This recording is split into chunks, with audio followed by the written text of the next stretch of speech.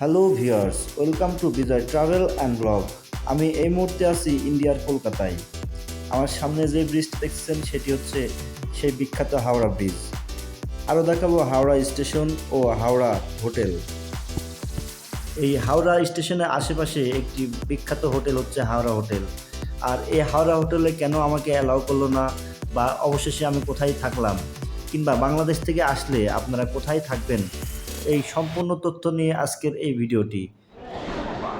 Good afternoon, day 2।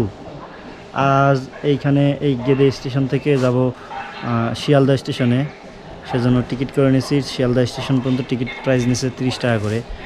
এখান থেকে 11:55 train আছে, যেটা হচ্ছে আমাদেরকে নিয়ে যাবে শিয়ালদা স্টেশনে। ইন্ডিয়াতে আসা আজকে মূলত আমার দ্বিতীয় দিন। প্রথম দিন আমি গেদে স্টেশনের আশেপাশে একটি লজ নিয়ে ওখানে ছিলাম।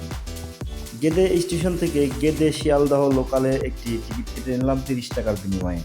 আর 30 টাকার বিনিময়ে প্রায় 3 ঘন্টার একটা জার্নি শেষে আমি নেমে গেলাম শিয়ালদহ স্টেশনে। শিয়ালদহ স্টেশন থেকে বের হয়ে আমি উবারে একটি গাড়ি বুক করে নিলাম, আর সেই গাড়িতে আমি এখন যাচ্ছি হাওড়া।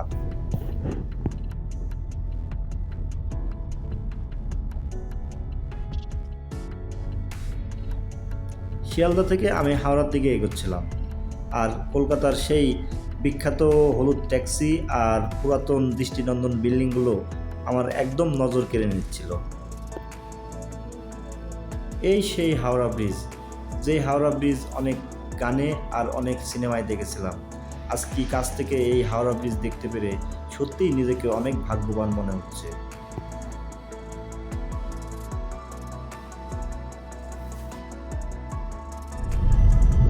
হাওড়া ব্রিজের উপর দিয়ে যাচ্ছিলাম আর নিজেকে অনেক স্পেশাল মনে হচ্ছিল। এই এক অন্যরকম ভালো লাগা।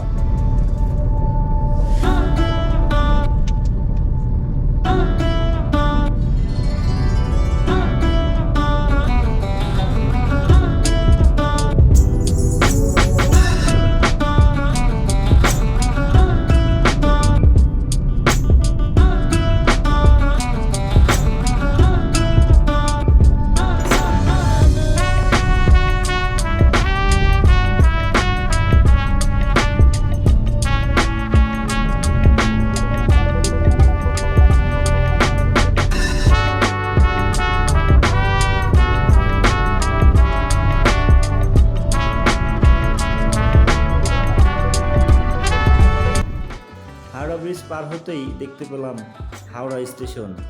আর এই হাওড়া স্টেশনের আশেপাশেই আমি মূলত থাকবো, আর সেই কারণে এখান থেকে নেমেই আমাকে একটি হোটেল খোঁজা লাগবে। এই মুহূর্তে আছি হাওড়া স্টেশনের পাশে। হাওড়া ব্রিজটা দেখুন কিছুক্ষণ আগে। আমি এখন একটা রুম খুঁজতেছি, হোটেল রুম, যেটা আসলে একটু কম বাজেটের ভিতরে একটু ভালো রুম।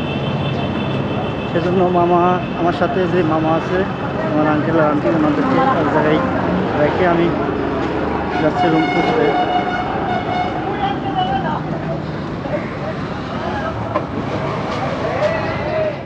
হাওড়া হোটেল আছে, প্রত্যেকটা হোটেলে আসলে এলাও না। দা হাওড়া হোটেল ইন্টারন্যাশনাল, তো এখানে মেবি পাবো। ঠিক আছে, দেখি রুমগুলো নেই, সিঙ্গেল নেই, ফ্যামিলি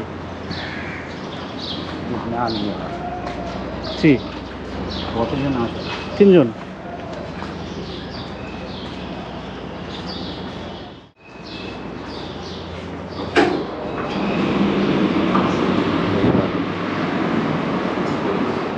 একটা রুম লাগবে, ফ্যামিলি রুম লাগবে। হ্যাঁ, এই হাওড়া হোটেলে আমাদেরকে বাংলাদেশে অ্যালাউ করলো না। তো দেখা যাক, সামনের দিকে আরও বেশ কয়েকটা হোটেল আছে। হোটেলগুলো কথা বলেছে? হ্যাঁ, কথা বলেছে। বাংলাদেশি তো এখানে ব্লগ চালু নেই।